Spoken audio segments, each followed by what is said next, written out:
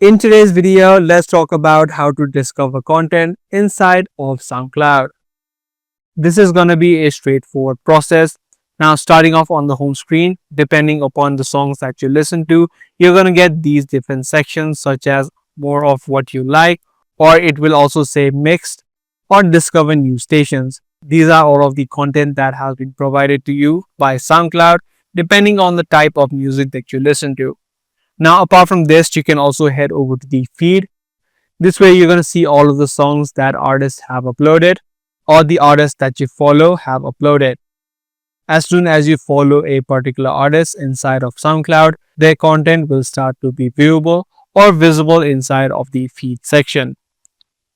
Now, apart from the home or the feed section, you can also search up the artist name, the song that you're trying to listen to, or the genres of the song that you like.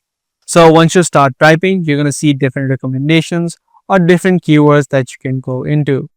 This way as well, you'll be able to discover new songs that you've not yet already.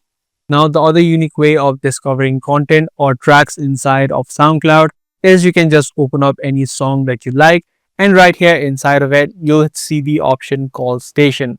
As soon as you start a station, depending upon the song or the artist that you selected, it is going to show you a list of songs that are related.